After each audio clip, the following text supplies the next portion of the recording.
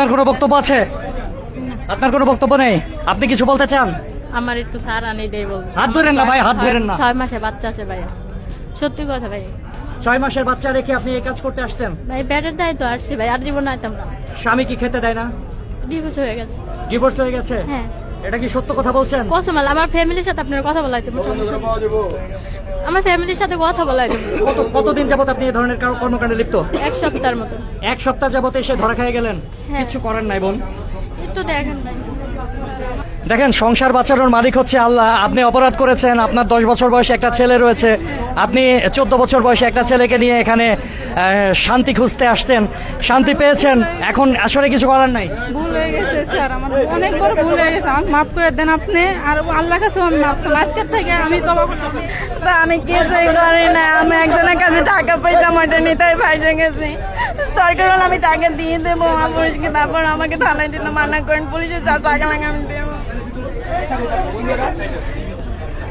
প্রিয় দর্শক, এনারা আসলে সবাই কান্না করছে এবং আপনারা জানেন যে নারীর কান্না পৃথিবীতে সব থেকে বড় কিন্তু এই আসলে কোনো কাজ হবে না। তারা ধরা খেয়ে গেছে এবং তাদেরকে দৃষ্টান্তমূলক শাস্তি অবশ্যই পেতে হবে। অপরাধ করলে অপরাধের শাস্তি পেতে হয়, তারপরে যদি তারা শুধরায়। আমরা জানি না তারা শুধরাবে কিনা।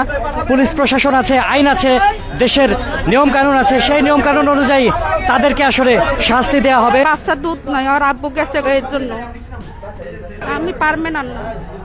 বাচ্চা দুধের টাকার জন্য আসছে আজকে, আম্মু কয়ে গেছে। আমি এখানে আমি কোনো কাজ করি না, আমি একজনের কাছে টাকা পাইতাম এর জন্য আসছি। আমি ওখানে জব করি। দেখেন, আপনি এটা পুলিশকে বলেন, পুলিশকে বলবেন। কয় টাকার কন্টাকে আসছেন? আমি এটা জানি না। আপনি জানেন না? কে নিয়ে আসছে আপনাদের?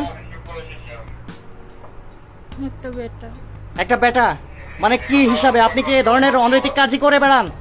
তাহলে কি করেন আপনি? আমি দেশের থেকে নিয়ে এসে আমাদের এখানে নামাবো দিয়েছি। দেশে থেকে কি বলে নিয়ে আসছে? বিয়ের কথা। বিয়ের কথা বলে? আপনাকে কি প্রেমিকের সাথে আসছিলেন এরকম? তারপরে কোথায় নামাই দিচ্ছে? এখানে? এখানে কবে নাগাদ, কয়দিন থেকে আছেন? আজকে আজকে আসছেন এবং এসে কি এই অন্য পুরুষের সাথে এই করতে লাগছিলেন? তাহলে আমি এসে বছর পরে এরকম ঝামেলা হয়েছে। আপনি মিথ্যা বলছেন কেন? আচ্ছা আপনি বলেন। মিথ্যা কথা বলছে, একটু পরে ঠিকই সত্য কথা বের হবে। আপনি এখানে এই যে কতদিন যাবত এগুলো করেন? এই 1-2 মাস। কি করেন আপনি? কি করেন? আমরা চাকরি দিব বলে আনছিল। কে নিয়ে আসছিল? একটা লোকে। সেই লোকের হদিশ কি? হ্যাঁ, সে গ্রামের বাড়ি কই আপনার? নেত্রকোনা। নেত্রকোনা থেকে চাকরির করে আসছেন। আপনার কি স্বামী সংসার আছে? না। এখানে 1-1.5 মাস ধরে কি এই হোটেলে থাকে নাকি বিভিন্ন হোটেলে? না, আজকে আইছি। এখানে আজকে আসছেন? কখন আসছেন? দুপুর দিক দিয়ে। দুপুর দিক দিয়ে। কয়টা কাজ হয়েছে আজকে? একটা না 2টা করছিলাম। একটা না 2টা? কত টাকার বিনিময়ে? এটা আমার কিছু বলে না।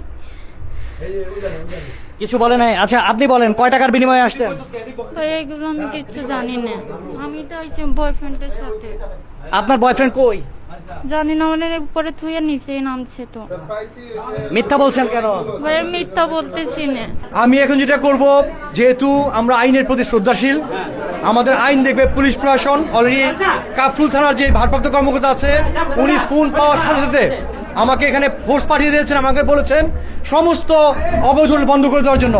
আমরা সিলগালা করে বন্ধ করে দিব, আর প্রশাসনের কাছে আমরা তাদের তুলে দিব। প্রশাসন যেই বাংলাদেশ সরকারের আইন আছে, সেই আইনে তাদেরকে সপোর্ট করবে, আর আমরা এই হোটেলটাকে আমরা চিরদিনের জন্য সিলগালা করে বন্ধ করে দিব। অবশ্যই এই ধরনের অভিযান যদি যে স্থানীয় যারা আছে, জনপ্রতিনিধি, তারা পরিচালনা করলে আমাদের জন্য এটা সুবিধা হয়। এটা সারা বাংলাদেশে করা উচিত আমি বলে মনে করি, তাহলে এই অনৈতিক কাজগুলো কমবে।